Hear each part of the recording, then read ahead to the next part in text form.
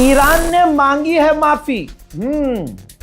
लेकिन आगे बढ़ने से पहले पूरी बात सुन के जाइएगा।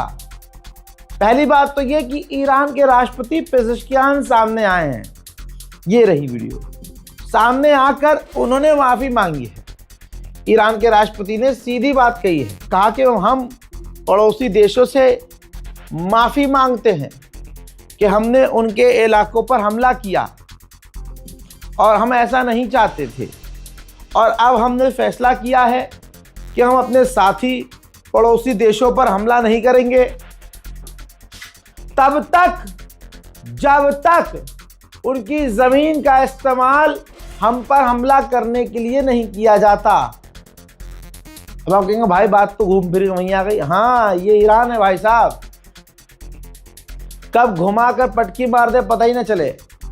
बात तो वही हो गई। पेज़ेश्कियान ने कहा कि अगर आपकी जमीन का इस्तेमाल किया जाएगा तो तब देखा जाएगा, लेकिन अगर आपकी जमीन का इस्तेमाल हमारे खिलाफ नहीं हो रहा है तो हम हमला नहीं करेंगे।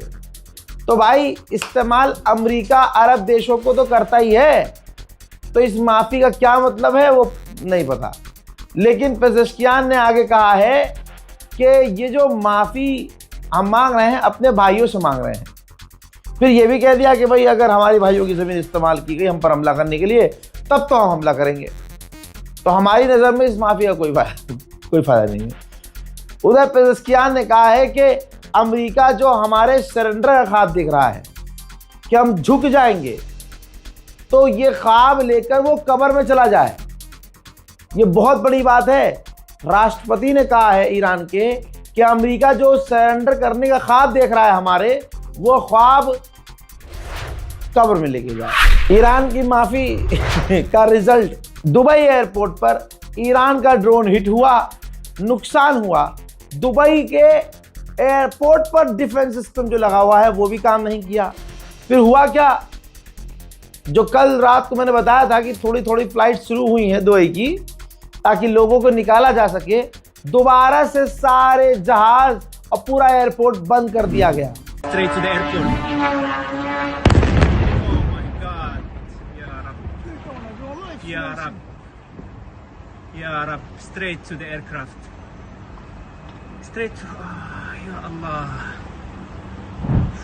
सऊदी अरब ने कहा कि ईरान की तरफ से जो पूरे इलाके पर हमला हो रहा है उससे कोई फ़ायदा ईरान का नहीं हो रहा है और कोई स्टेबिलिटी और सिक्योरिटी हासिल नहीं हो रही है ईरान को। तो हमें यकीन है कि ईरान की गवर्नमेंट और ईरान के लोग अपनी समझदारी का इस्तेमाल करेंगे, अकल का इस्तेमाल करेंगे और हमले बंद करेंगे। बेचारा अमेरिका और इजराइल बहुत समझदारी से हमला कर रहे हैं कि ज़मीन पर बड़े 3D पेंट को तो नहीं उड़ा रहे हम।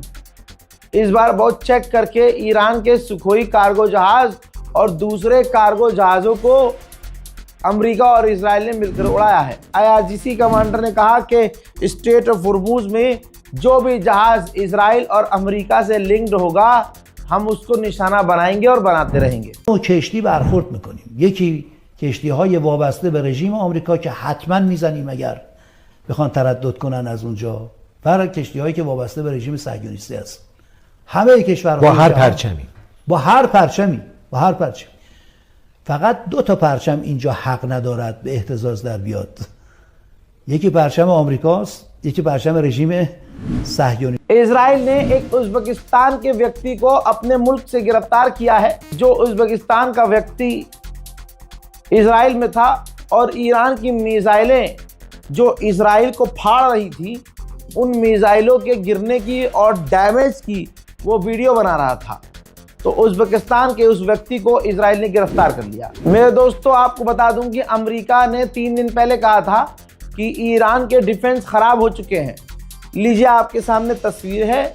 ईरान ने एक और अमेरिका के MQ-9 रीपर एडवांस खतरनाक ड्रोन को अपनी मिसाइल से मार गिराया है। उधर IRGC ने एक बार फिर से स्ट्रेट ऑफ होर्मुज़ में एक टैंकर पर हमला किया है। बहुत जल्द लौट रहा हूं बड़ी जानकारियों के साथ, तब तक आप इस रिपोर्ट को शेयर कीजिए। जय हिंद।